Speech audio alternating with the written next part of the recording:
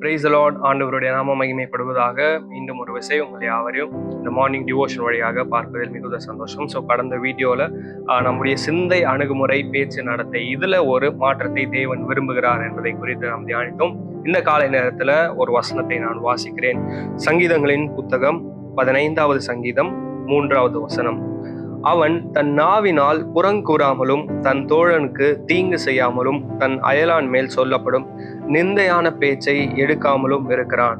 இந்த 3வது வசனத்திலிருந்து 3 வார்த்தையை மாத்திரம் நான் சுட்டிக்காட்ட விரும்புகிறேன். அவன் தன் நாவினால் புறங்கூறாமலும். நோ காசிப் அப்படிங்கிற ஒரு புக்ல இருந்து ஒரு சில காரியத்தை நான் உங்களோடு கூட பகிர்ந்து கொள்ள விரும்புகிறேன். தன் நாவினால் புறங்கூறாமலும், இதற்கு ஆங்கில வேதாகமத்தில் யூஸ் பண்ணப்பட்டிருக்கிற வார்த்தைகள் gossiping, backbiting, speaking evil.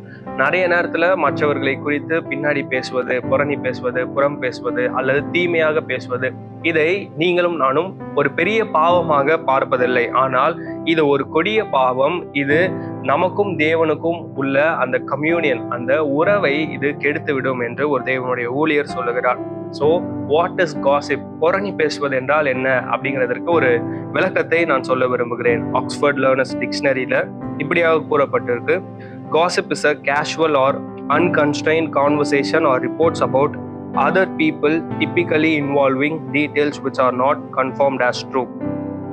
சாதாரணமாக அல்லது கட்டுப்பாடற்று மற்றவர்களை பற்றிய உரையாடல் அல்லது அறிக்கைகள் பொதுவாக உண்மை என உறுதிப்படுத்தப்படாத விவரங்களை உள்ளடக்கியது.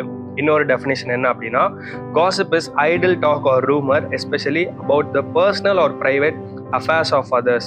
It is the spreading of misinformation about people. புறணி பேசுவது அல்லது புறங்கூறுதல் பொதுவாக சும்மா பேசுவது அல்லது குறிப்பாக மற்றவர்களின் தனிப்பட்ட வாழ்க்கையை, விவகாரங்களை பற்றி பேசுவது, மக்களை பற்றி தவறான தகவல்களை பரப்புதல். இந்த டெஃபினிஷன், இந்த விளக்கத்தை வச்சு யோசிச்சு பார்ப்போம், எந்த நேரத்துல நம்ம இப்படிப்பட்ட நபர்களா இருக்கிறோம் அப்படிங்கிறத. ஏற்கனவே சொன்ன மாதிரி இங்கிலீஷ் பைபிள்ல 4 விதமான வார்த்தைகள் இதற்காக பயன்படுத்தப்பட்டிருக்கிறது. அதோடைய விளக்கத்தையும் நான் கூற விரும்புகிறேன். நம்பர் 1, பேக் பைட்டிங், புறம் பேசுதல் அல்லது பின்னாடி பேசுதல். It is a malicious talk about someone who is not present and harming someone's reputation. ஒருத்தரை பற்றி தீங்கிழைக்கும் விதத்தில் பேசுவது.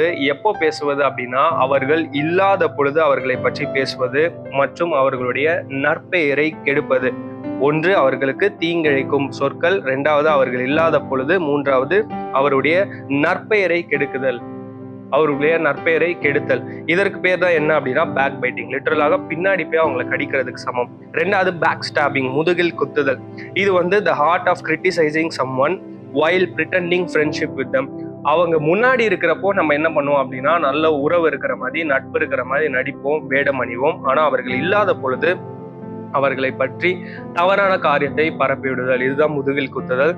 அண்ட் 3வது என்ன வார்த்தை பயன்படுத்தப்பட்டிருக்கு அப்படின்னா ஸ்லாண்டர், மற்றவர்களை குறித்து அவதூறாக பேசுதல், making false, negative and defamatory statement about someone. அப்போ அவர்களை குறித்து பொய்யான, எதிர்மறையான, அவதூறான அந்த அறிக்கைகளை நீங்களும் நானும் பேசணும் அப்படின்னா புறம் பேசுகிற நபராக மாறிவிடும். 4வது டேல் பியரர், கதை சொல்லுபவர், one who reports the wrong doings of others to an authority. நிறைய நேரத்துல இது எங்க நடக்கும் அப்படின்னா, வேலை பார்க்கிற இடத்துல தான் இது நடக்கும். ஸோ மேலிடத்துல போய் கூட வேலை செய்யறவங்களை பத்தி வித்தியாசமான காரியங்களை சொல்லுவது.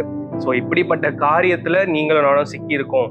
இந்த 4 விதமான வார்த்தைகள்ல எந்த சிம்டம் நமக்குள்ள இருக்குது என்பதை கண்டு அறிந்து அதுல இருந்து மனம் மாற தேவன் நமக்கு உதவி செய்வாராக. ஸோ இந்த டெஃபினிஷனை வச்சு நீங்க யோசிச்சு பாருங்க.